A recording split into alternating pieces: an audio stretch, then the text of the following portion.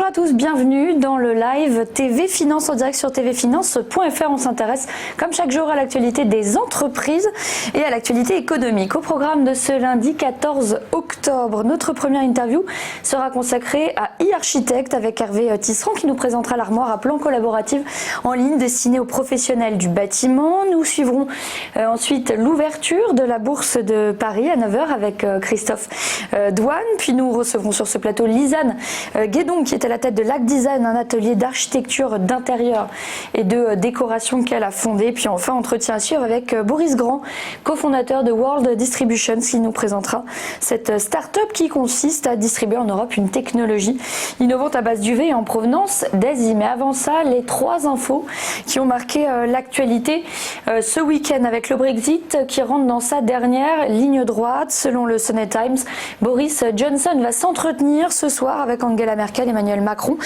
et le président de la Commission européenne. D'après le journal, le chef du gouvernement britannique va offrir deux options à ses interlocuteurs: l'aider à parvenir à un nouvel accord cette semaine ou convenir d'une version amicale, si on peut dire, d'un Brexit sans accord d'ici au 31 octobre, date, on le rappelle, à laquelle le Premier ministre britannique veut quitter.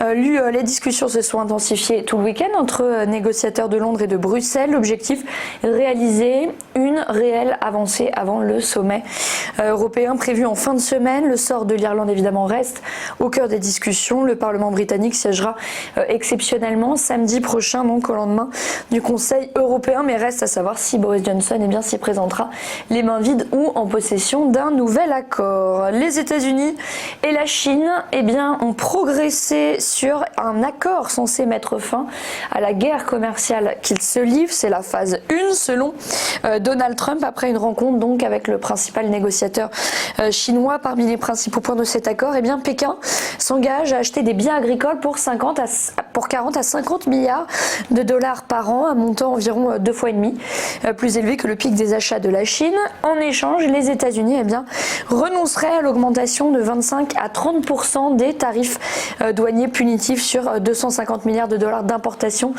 chinoise aux États-Unis, une sanction qui devait entrer en vigueur et ce dès demain. En revanche, aucune décision n'a été prise sur les tarifs douaniers de 15% concernant des produits de grande consommation qui doivent entrer en vigueur en décembre. L'avancée, elle doit donc, vous l'avez compris, être encore concrétisée, mais représente un espoir solide après des mois de conflit entre Pékin et Washington. Enfin, on termine avec la privatisation de la Française des Jeux qui sera lancée dès le 7 novembre. Les Français et les investisseurs pourront ensuite souscrire à des actions FDJ et ce jusqu'au 20 novembre. Le ministre de l'économie Bruno Le Maire a dévoilé les modalités de l'opération dans le journal du dimanche. Sous réserve de validation par l'autorité des marchés financiers, une action gratuite sera accordée pour 10 actions achetées. Si ces actions sont conservées 18 mois, une décote de 2% sur le prix de l'action achetée devrait être appliquée. L'État restera actionnaire minoritaire à hauteur de 20% minimum et continuera à agréer les dirigeants de l'entreprise et personne ne pourra acquérir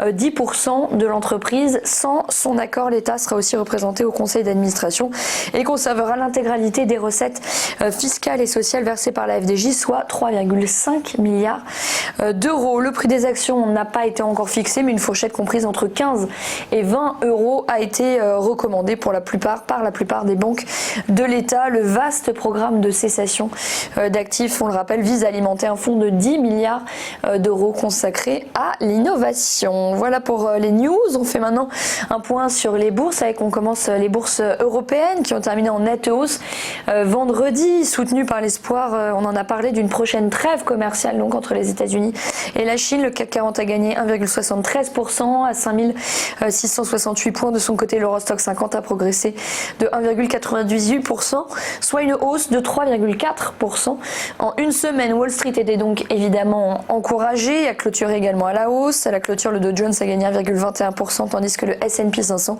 a pris 1,09% et que le Nasdaq a bondi de 1,34%. Enfin, la bourse de Tokyo qui a fini en légère hausse, également de plus de 1%. Le repli du yen favorisant ses valeurs exportatrices, avec le Nikkei qui a gagné 1,15% notamment. Voilà pour ce point bourse. Restez bien avec nous, le Live TV Finance continue dans un instant pour notre première interview. À tout de suite.